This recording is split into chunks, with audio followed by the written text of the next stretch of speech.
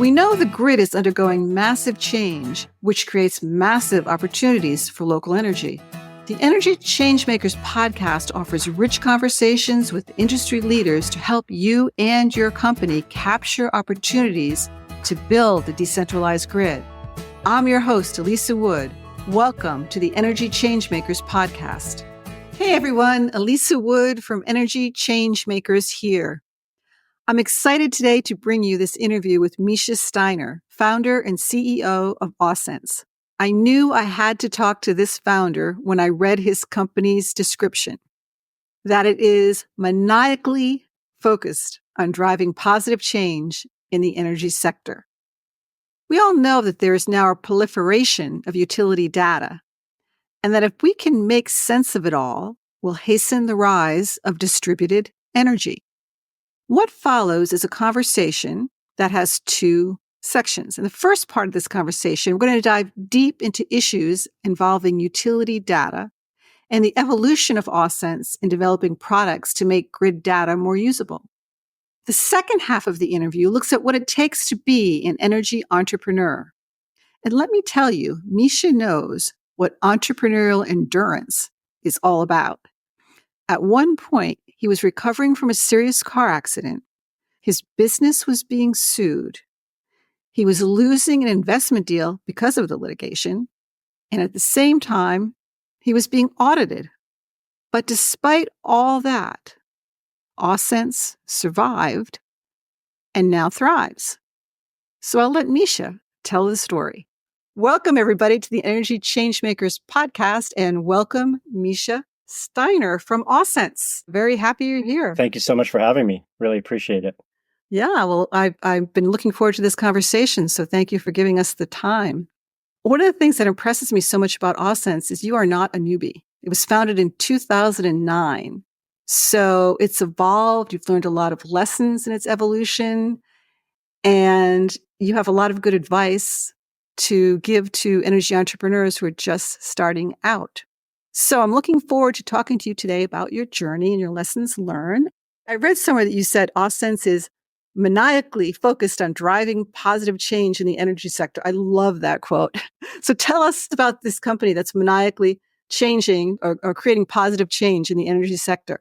Yeah, thank you for that introduction, Elisa. I really appreciate it. We are a digital twin or a data model, which is like a digital twin on steroids, right? So what we are is we are solving the 80-20 rule for data scientists, engineers, consultants, integrators, other analytic companies, DERMS companies we've worked with, and other application solution providers that need highly cleansed, structured grid data to do their analytic or their use case or their overall solution or their application and make it work for the utility.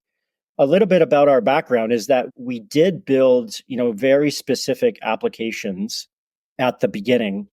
And what we got really good at over the evolution of this company was actually doing, getting the data from source systems, recognizing the errors in that data, cleaning that data, and then structuring it into a comprehensive model that we could use for our own applications. And what we evolved into is really this data model company where we give other applications and just make it super, super easy for, data scientists and engineers to access this data model through standard APIs and, REST and SQL APIs.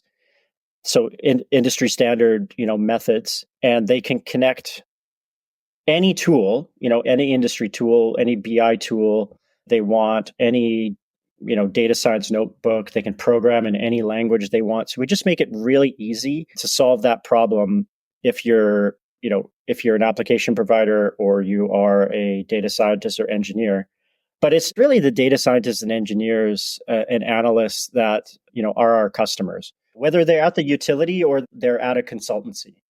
Got it. So you're not a data analytics company, but you serve the data analytics market? Yeah, exactly. So we're helping those people accelerate their efforts, right? Their analytics. There's no shortage of problems. And when I founded the company, really realized this is the key to the energy transition. There are so many problems to solve, right? And I fundamentally believe that there is no one company that could try to solve them all. We've seen some large incumbents try to position themselves as being the solution to everything. But fundamentally, I still don't believe that any one company can solve all the issues and problems that we're going to face in the energy transition. And new problems and new instantiations of issues arise as we're making this transition. So what we've focused on is just making it, instead of an analyst or a data scientist engineer spending 80% of their time cleaning and structuring data, we solve that for them and do that heavy lift for them so they can focus their efforts on the specific analytic or use case or application development that they need to do to get their jobs done. That's what we do. Very interesting. So, but that's not where you were in 2009, right? No. Where were you when you started and how did you get here? Yeah. So okay. So Awesense started off as actually a hardware company. And the reason we started off as a hardware company is because when you don't come from the utility industry, like myself, my background's in engineering and mathematics, but I didn't work for a utility. But, my friends and my wife did. And what I ended up doing was discussing some of the problems that the utility that my wife was working at with her boss, actually, which she didn't very much like at the time, but that's okay. We're doing well now. And so we used to I have a love affair of hamburgers, and so did he. So we used to meet over lunch and just eat a good American hamburger and talk about some of the problems that utilities were facing. And I was already thinking about the energy transition, and I was already very certain that, EVs were going to become a prominent aspect of transportation. I had worked in automotive previously in a different realm. So there were all these sort of, I was very certain that, compute was going to get a lot cheaper with cloud compute, and, memory was costs were decreasing. My background in mathematics, I have a background in machine learning. So I was very certain that, that was going to be more applicable. I mean, we're seeing that now with the rise of AI. So all that is to say that what ultimately we had to do first is we had to get the utilities to trust us, and they wouldn't give us any of their data. so so what we ended up doing was we ended up building a sensor, and we still own all the IP around it. We ended up building a grid sensor that could be deployed on live lines, so you didn't have to de-energize the line from both on the medium voltage side of the transformer, both on the low voltage side. So, the 120 to 240 legs that connect our houses, and the medium voltage side. So up to 35 kV, we could deploy this sensor from the ground. So a lineman PLT could deploy this from the ground on live lines, and that would allow us to get data from the, ultimately from the distribution grid. It wasn't capable of being deployed on transmission lines, but transmission is, very well modeled, both from a physics perspective, mechanically and electrically. The losses are very low. All of the change is really happening, and I was quite certain of that was going to happen in the distribution grid. And the distribution grid itself was very poorly monitored, right? As an industry, we've had SCADA at the substation. Well, sometimes we don't have SCADA at the substations, but lots, in North America, lots of substations are monitored and have SCADA, but many are not. And then, in that time frame of 2009, what I heard from the smart metering vendors was that, the smart meter was going to be the silver bullet that was going to solve all the utilities problems. I remember those days well. Yeah. And so you'll remember that, basically they said, okay, we're going to put this high frequency measurement device in at the edge. And that is going to allow us to gather enough data to solve, this myriad of problems, right? Whether it's integration of DERs on either side of the meter, or it's, doing VPPs, or it's, it's going to help with electric vehicles, all of these things, it's going to solve all these problems. And fundamentally, like if you think from a first principles perspective, it just doesn't that's not logical, right? Like you're saying that we're going to measure at generation, we're going to measure at the endpoint, and all of this stuff in the middle, all of this complicated network, right? Which, by the way, has in the distribution network, it is the most error prone aspect of the utilities system, right? And a big part of that is because we have storms, and now what we've seen with the rise of climate change, or just the rise of more severe, whether you believe in climate change or not, right?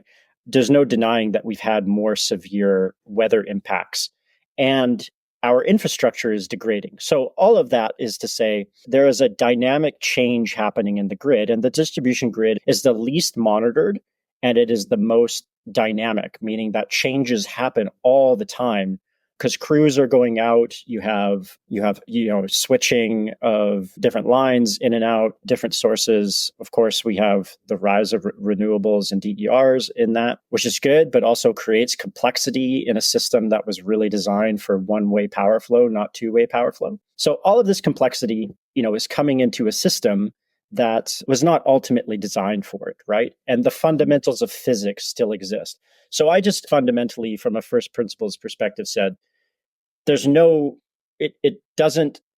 not logical that just, there's value to the smart meter. Don't get me wrong. There's value to that data being collected, but there is also a need for us to understand at various points in this, complex network, the distribution grid, where electrons are flowing, where is the energy going, and how is it being used and diverted on a conductor and a phase by phase basis. And that will allow us to gather more insights. So we built this sensor. We sold many thousands of them to various utilities. Utilities still like them. They still ask us if we can produce. Are you're still selling that sensor? Technically, we don't anymore, but we still have an inventory of them, and we do use them for projects when we don't have, when our partners are kind of like when they're not able to use the data that they have to make good decisions. So we still have these sensors that can be deployed, and there's lots of other sensor companies. We just happen to have one that's, completely wireless, communicates via cellular, highly secure, and easy to deploy. It takes about a couple of minutes to deploy it, right? Super fast.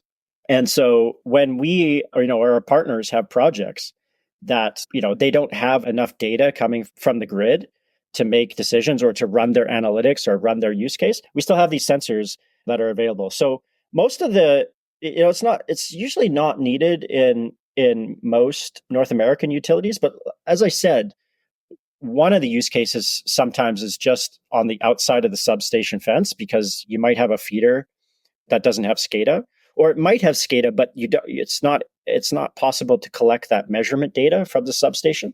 So that's one use case. Other times, for partners that are doing projects in other countries than Canada or the US, where there's really a lack of data, it's used quite a lot in those more developing regions. Awesense has an international footprint. Most of our business is in North America, but we have a small team in Europe. So this little sensor, which was, let me tell you, it was much more difficult to build than we anticipated, but it allowed us to get data that nobody else had. We used that data to develop some applications and get the utility to start to, believe in us that we could use their data and trust us. And slowly but surely, we built up that level of trust. As a company, we became, just phenomenal at cybersecurity and using sensitive data from the utility. So we're highly trusted now. We have a phenomenal cybersecurity team. And that just becomes part of your lifeblood, when you're dealing with sensitive data. Oh, sure. Yeah. So the sensor was the way the company started with. That was the first product. That was really sort of a creature of the circa 2009 smart meter era. Yep. It can still be used, but it's really not what's going on today. It's not needed as much today. So what's changed and where are you now? Where did you go from the sensor and where are you now? Yeah, great question. So I think what came next for us is I mentioned, our software platform, and we were, developing applications and use cases and analytics ourselves. And what we found was the errors and issues within the data when we were working with utilities was really slowing us down, right? We would start with a utility and all of our analytics, there's lots of analytics companies out there, but all of the analytics that we were developing required the connectivity and topology data from the GIS. So we needed the utilities network data from their GIS, so from either their MillSoft or Esri or Small World system, and we needed to extract the connectivity and topology data, and we needed to synchronize that and marry that with the time series data. Now, if data was coming from our sensor, that was easy, right? We had that all built in, end-to-end integration. The sensors knew where they were, so that was seamless. However, the utilities have, tens, hundreds of thousands, millions, sometimes tens of millions of meters, right? And the location data and the connectivity of that meter is not always accurate. And so how the other SCADA devices and sensors that a utility have and meters are all interconnected, and their locations were fraught with errors. So all of this was really slowing us down. And so we started to develop, AI algorithms in the sort of 2015 timeframe. And we were using these internal tools to help our own teams internally solve this data integration, data cleansing, and structuring problem that we had. It was our own problem, right? So you were doing work for the utility and you were getting data from the utility that you couldn't really use. Is that? Yeah. So basically, the analytics that we were running, one of the analytics that we were running is called energy balancing, which is very simple energy accounting of, okay, how much energy did we generate or transmit, or how much energy is leaving our substation, how much is being reported or consumed by the summation of all of the customers on this feeder, and is there a delta, right? And is that percentage of inefficiency within an acceptable range based on the physics and the engineering of the grid, or is it outside of that range? And so if your connectivity and your topology, but especially the connectivity, has errors in it, that computation, right? You can think of it, if you have three wires connected to 3 meters, this is a very simple problem to solve. But when you have, 3 wires connected to 10 or 20 or 30,000 meters, right? This is a very complex problem to solve. Now, scale that up to millions, and this problem becomes exponentially difficult to solve. And so this simple algorithm that we were running of energy balancing, basically just telling the utility how much energy they were consuming and how much inefficiency they had in their distribution feeders, that was producing erroneous results, sometimes complete garbage, right? Where you would have huge negative swings and huge positive swings, and all of it, the majority of it was due to the fact that the connectivity or actual data that the utility had was completely fraught with errors. So Wow. So that's a serious problem to have if you're a utility. You need to be able to balance your supply and demand all the time, right? absolutely. Now think about adding DERs to that, right? Or running VPPs. You're exasperating the problem even another level, right? Mm-hmm. Yep. So we're at this point now where we're adding all of these new devices, and if the data is not correct, it would create massive confusion, right, to the distribution utility. Yeah, and we're still at that point, right? We haven't really solved all of the data problems that the utilities have in a very good way. So the industry is still battling this problem. And it's one of the reasons why people work with us is because we've gotten good, really good at solving that problem. And so we decided to really focus and double down, make these tools that we developed internally and release them to the market. So instead of us trying to, solve analytics one by one, because we said to ourselves, there's no one company that can solve all the analytics. So let's focus on solving this data cleaning, structuring this data model problem. And we'll work with partners that are doing the use cases and analytics and things. And we'll just make their lives easier by solving this data problem that the utilities have. So rather than necessarily going in and working with an individual utility, you're offering a product that anybody who's working with that utility on this problem can use. Yeah, exactly. I mean, it's a middleware layer. So the benefit, there's sort of twofold benefit to a partner working with. We work with quite a few, tier 1 and tier 2 consultancies. The usual suspects that, many utilities work with, you would know them. And they use us because twofold. One, we help to accelerate their development, their go to market, their time to delivery, of deploying. So you could say, well, isn't that competitive to their consulting hours? And the answer is yes. But what this helps them do is, ultimately the utility wants to get a result, right? They have a KPI, or they've got a deliverable, or they've got a rate case that they have to deliver on, or they have some regulatory requirement, or they have an engineering effort. And they'll either work with their own internal data science team and engineers, or they'll hire a consultancy. It doesn't matter to us who we work with. We're agnostic. But that process, like, we help just accelerate that process because we can, we have tools, we have algorithms that can process this data, up to 20 times faster than doing it manually. So it acts as an accelerator to getting those use cases and analytics done. The second part of it is because we are a layer above the source systems. So we're an abstraction model, a middleware layer, so to speak.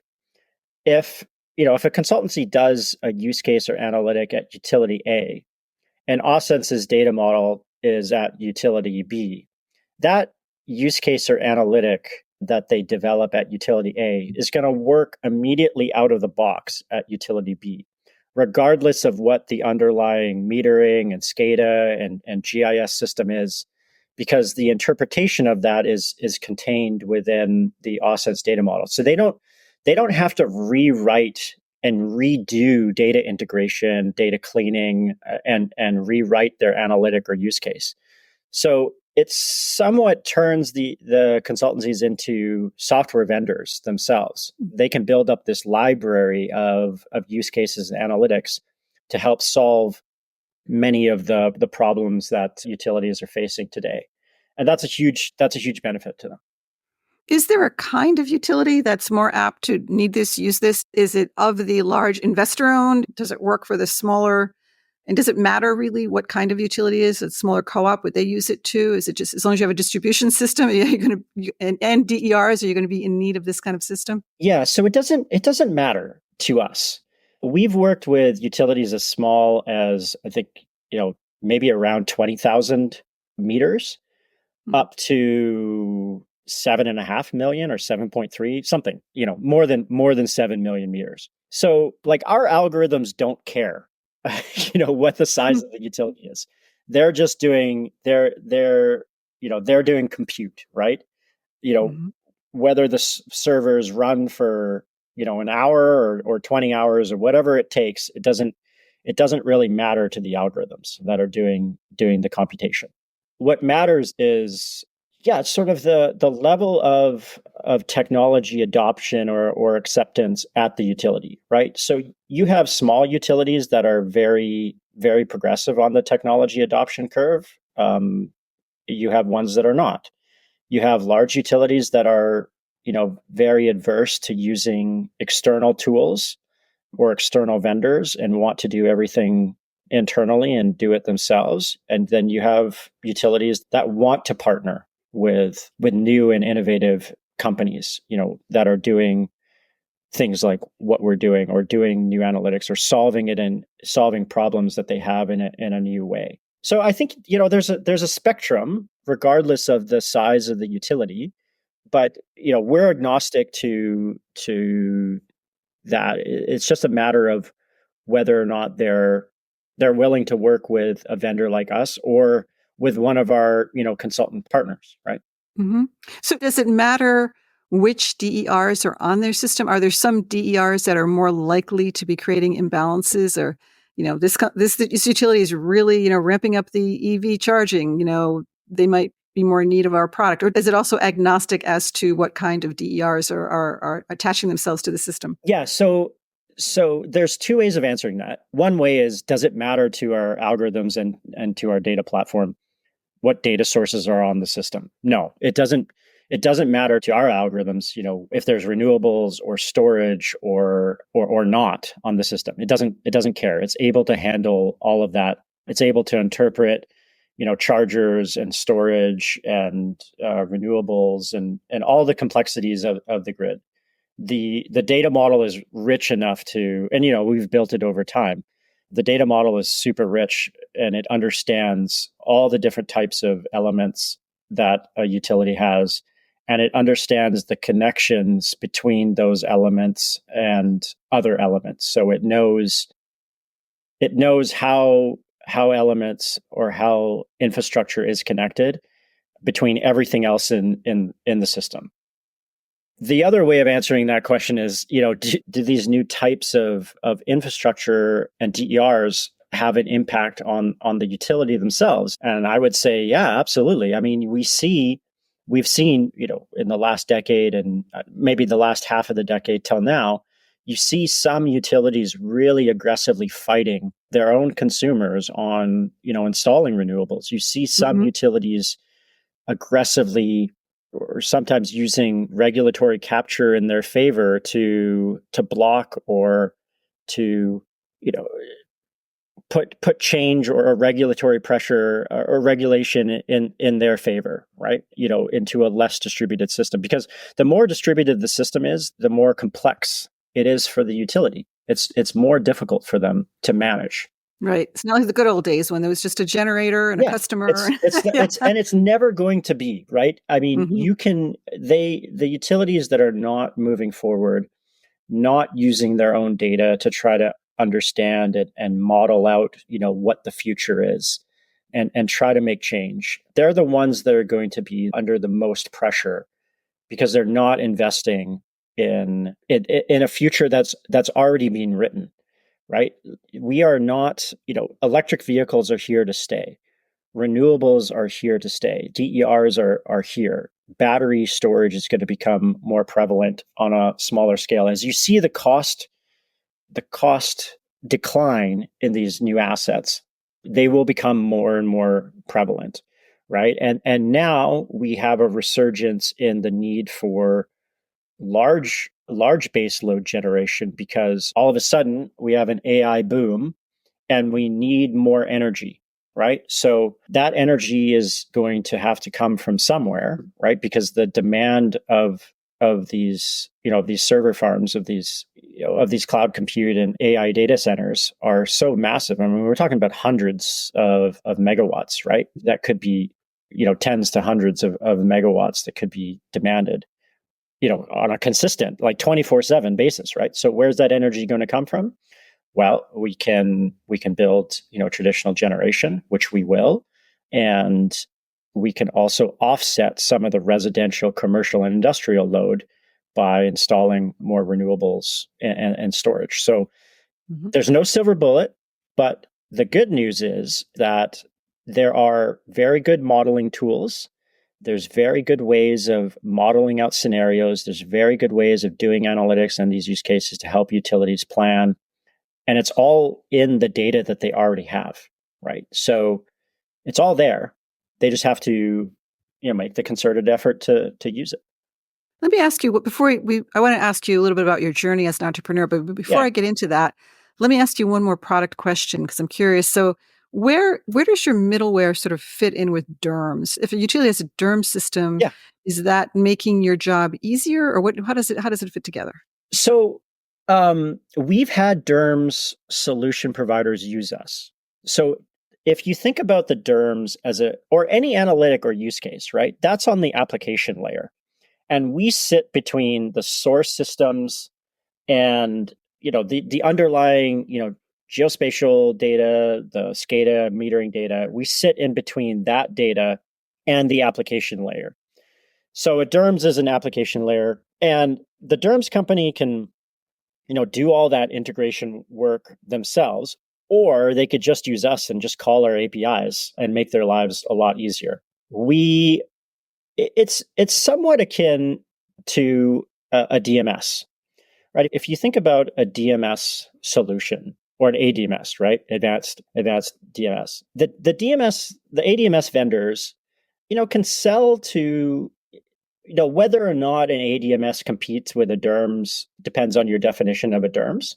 Mm-hmm. But, the large scale ADMS vendors can sell to about, maybe 250 large utilities in the continental United States. That's who can afford these projects. These projects are sometimes, can be upwards of $50 million. They can take 5 years to stand up. The first, 1 to 2 years, so 20 to 40% of those projects are ultimately extracting, cleaning, structuring data into a data model that only the ADMS gets to use, right? So nobody else other than the ADMS gets to access this data model. No other people in the utility get to use it. So this is the traditional way of operating in our industry.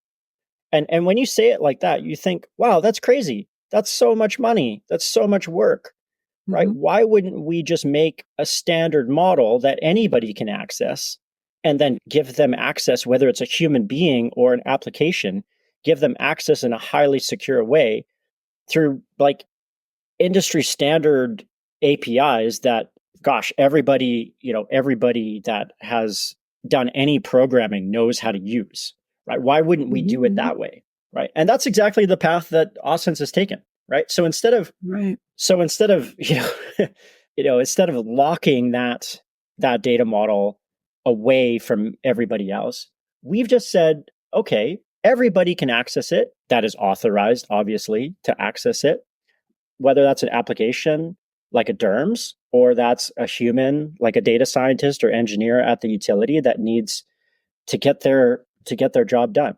We've just solved that problem. So it's very much like that data model that an ADMS would use, only ours is completely available to others.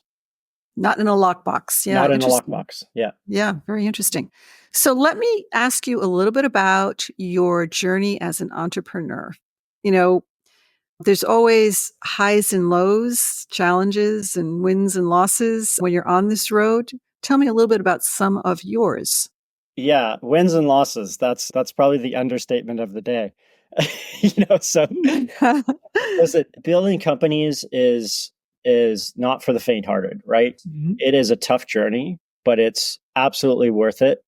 Something that I like to tell other inspiring entrepreneurs is, listen, you absolutely may fail, but you'll never lose. The journey is hard, but it's worth it.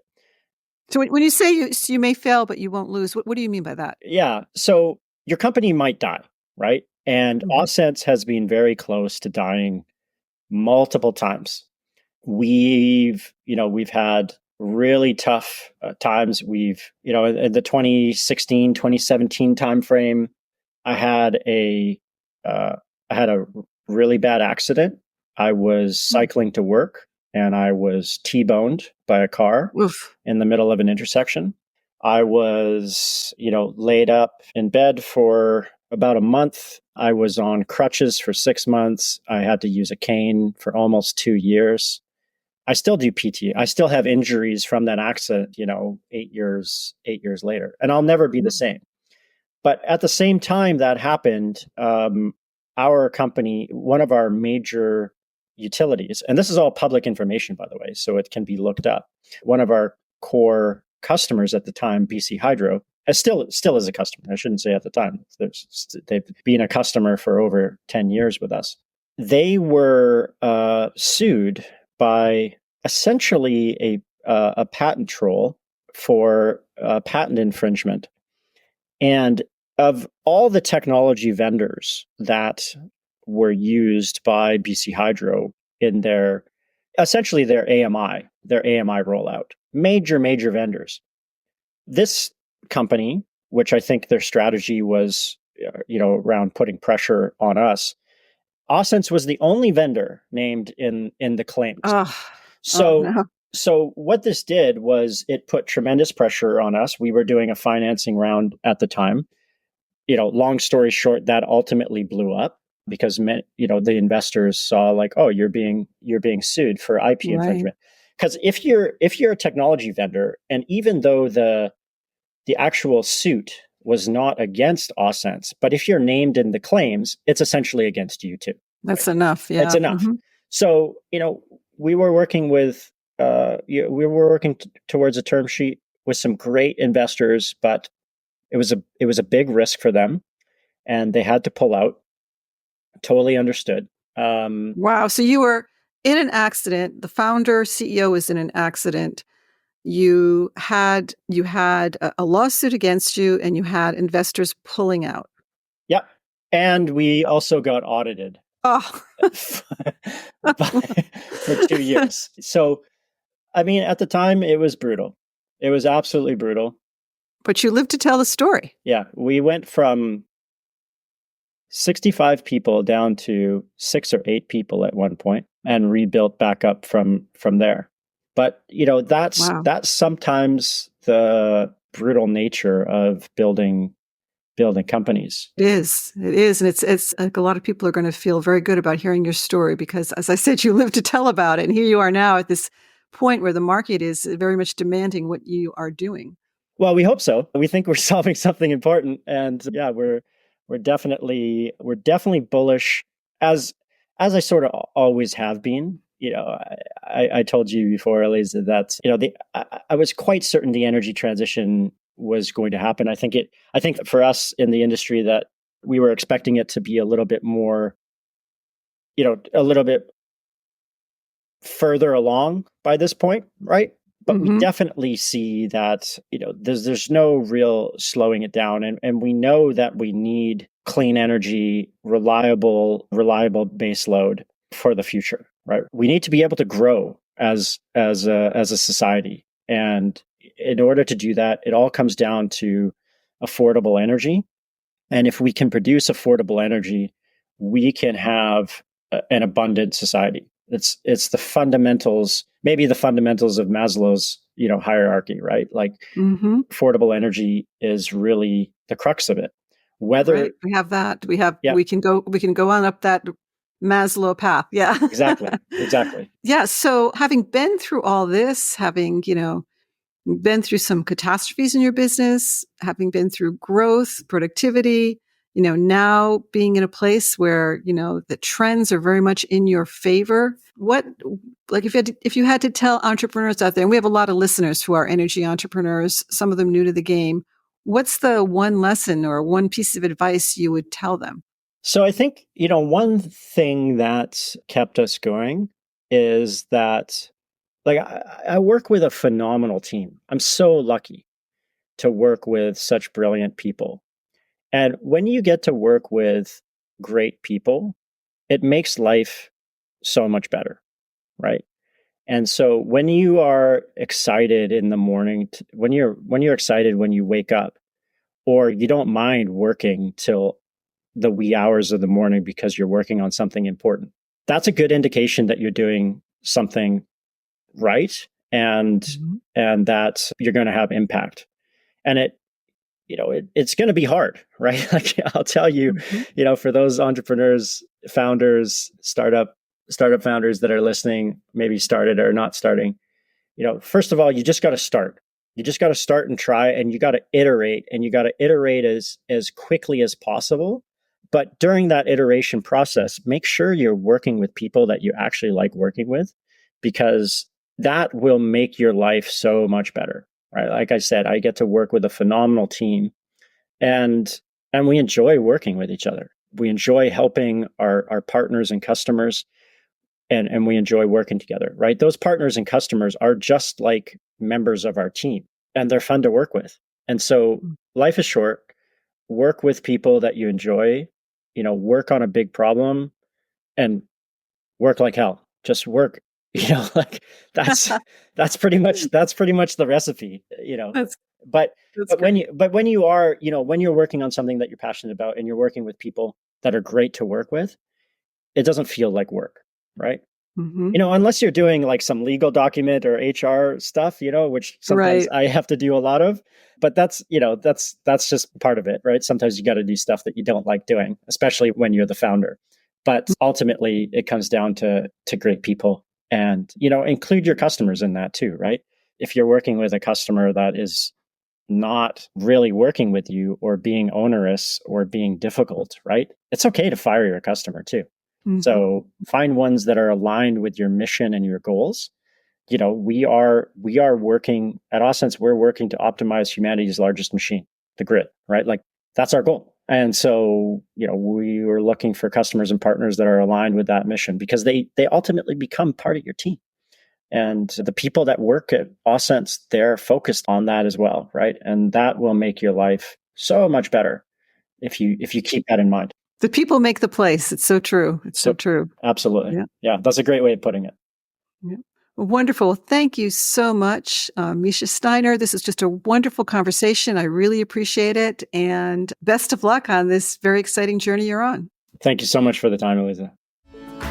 Thank you for joining us today on the Energy Changemakers podcast. I hope today's conversation has inspired you to think differently about the role of distributed energy in our society. If you enjoyed this episode, please subscribe to our podcast on your favorite platform and consider leaving us a review. You can help us shape the dialogue around energy. Go to energychangemakers.com, subscribe to our newsletter, and join our community. Together, we can make a real difference in how quickly we can make our grid local, equitable, and clean.